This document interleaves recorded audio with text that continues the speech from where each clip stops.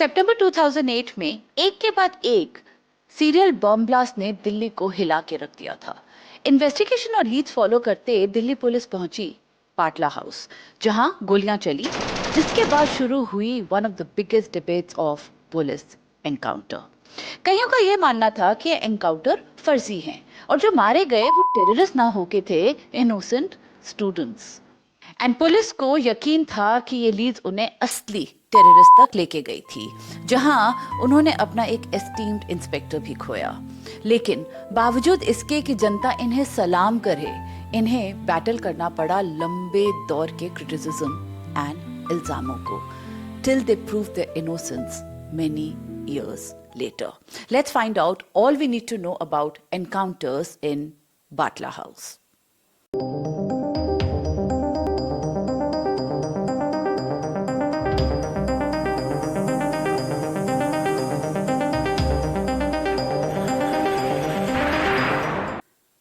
जय हिंद दोस्तों, मैं हूं प्रेरणा और आज हम बात कर रहे हैं 2008 की, जो हिंदुस्तान के लिए एक बहुत टर्बुलेंट दौर था fighting terrorism.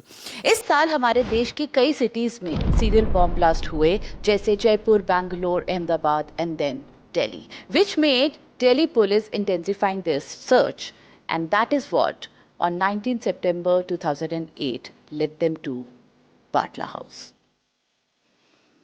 Chapter 1, The Tip-Off and the Rising Tension.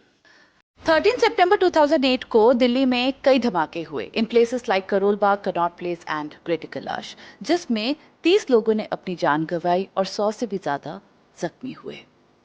इसकी जिम्मेवारी ली इंडियन मुजाहिदीन आईएम ने, जो लिंक थी Simi, students Islamic movement of India से।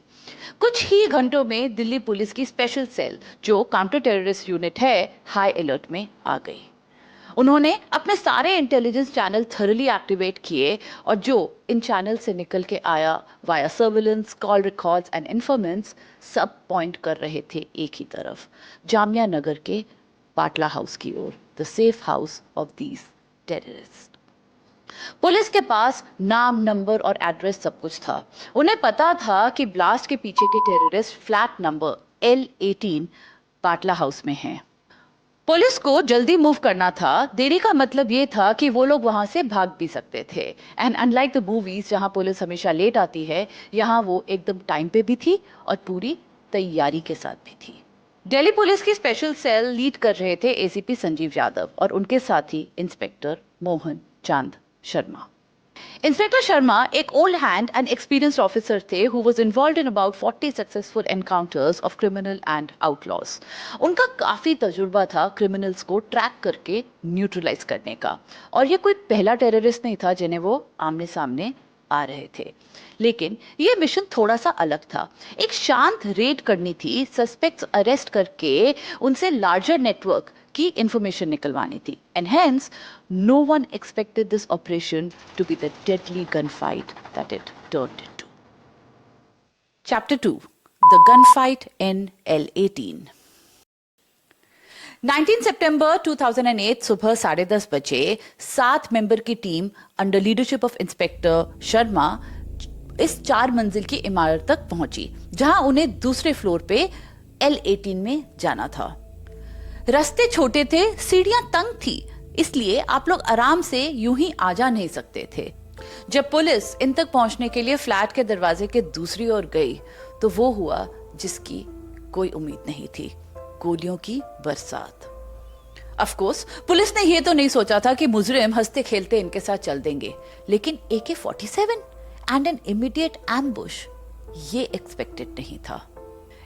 इंस्पेक्टर मोहन शर्मा पहले अंदर गए। उन्होंने इमीडिएटली मल्टीपल गोलियों का सामना किया, जो लगी उनके abdomen, thigh and right arm में।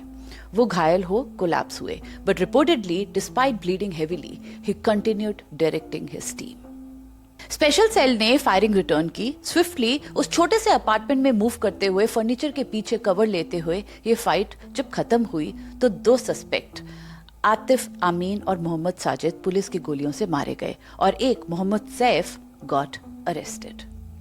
लेकिन इनका एक साथी आरिस खान वहां से छतों के ऊपर से कूद कूद के भागने में कामयाब हो गया। इंस्पेक्टर शर्मा को होली फैमिली हॉस्पिटल लेके जाया गया, जहां पे डॉक्टर्स ने सारा जोर लगा दिया इन्हें बचाने के लिए, but unfortunately he succumbed to his injuries. शाम तक ये न्यूज देश भर में फैल गई और इंस्पेक्टर शर्मा को उनकी बहादुरी के लिए अशोका चक्र से भी सम्मानित किया गया, जो पीस टाइम का हाईएस्ट गैलेंटरी अवार्ड है। इस इंसिडेंस में पुलिस की स्पेशल टीम ने अपना एक बहुत ही काबिल अफसर खोया, लेकिन उनकी और इस टीम की बहादुरी के गीत गाने के बजाय ये टीम ने अपने को कुछ अजीब से इल्जाम और कंट्रोवर्सी से घिरा पाया। Chapter 3, the controversy and political firestorm. इस मिशन में दिल्ली पुलिस ने 2 टेररिस्ट मार गिराए, एक पकड़ा और ये करते करते अपना एक शेरदिल अफसर भी खोया।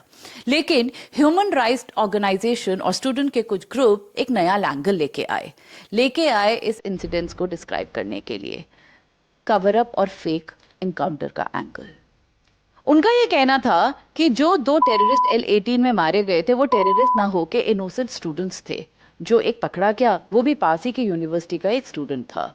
वो तो बस एक साथ इस फ्लैट में रहते थे और चुपचाप अपनी पढ़ाई करते थे। और इंस्पेक्टर शर्मा पे जो गोली चली उसका क्या? उनका ये कहना था कि किसी ने नहीं देखा उन स्टूडेंट्स को इंस्पेक्टर पे गोली चलाते हुए। उनके मुताबिक इंस्पेक्टर शर्मा का तो अपने पुलिस की पुरानी कॉम्प्लिकेटेड राइवलरी के कारण कुछ ना कुछ झगड़ा था और अब वो अपने ही पुलिस की गोलियों के कारण शिकार हुए उस राइवलरी के चलते। दे वाज सेइंग कि ये कोई टेररिस्ट एनकाउंटर नहीं था, ये एक फेक एनकाउंटर था, जहां बहुत ही सफाई से पुलिस ने अपने ही एक अफसर को इंटरनल पॉलिटिक्स के कारण रास्ते से हटा दिया। पर उस AK-47 का क्या? जहां वो इंस्पेक्टर शर्मा के बलिदान को फेक बोल रहे थे, वहां वो कहां मानने वाले थे अंदर के वो सो कॉल्ड स्टूडेंट्स का अपना AK-47 साथ रखना। पुलिस और गवर्नमेंट चाहे जितना भी एक्सप्लेनेशन देती, लेकिन ये फेक एनकाउंटर का टैग अब उन पे लग चुका था। ऐसे सभी ग्रुप्स एंड ऑर्गेनाइजेशन ने अपनी अपनी पोजीशन ली। ह्यूमन राइट एक्टिविस्ट स्टूडेंट्स को बैक करने लगे। दिल्ली चीफ मिनिस्टर शीला दीक्षित ने कुछ तो न्यूट्रल स्टैंड लेने की कोशिश की। ना वो सीधा पुलिस को बैक कर रही थी और ना ही वो इस कोई और स्टेटमेंट दे रही थी। बीजेपी जो उस वक्त ऑपोजिशन में थी, माना जाता है पुलिस के कुछ साथ खड़ी थी। अब जामिया नगर और जामिया मिलिया इस्लामिया यूनिवर्सिटी, जहां के ये स्टूडेंट्स बताए जा रहे हैं, वहां प्रोटेस्ट शुरू हो गए। मीडिया ने भी इस मुद्दे को अपना प्राइम टाइम का ड्रामा बना दिया। रोज हर चैनल पे वो देश के ओपिनियन बना रहे थे और बदल रहे थे।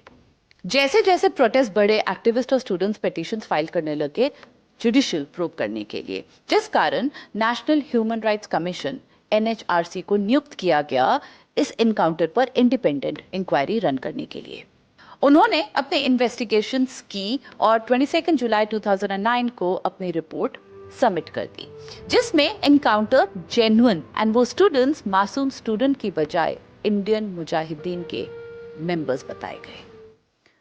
But despite NHRC giving a green chit to the police, the public wanted further judicial probe.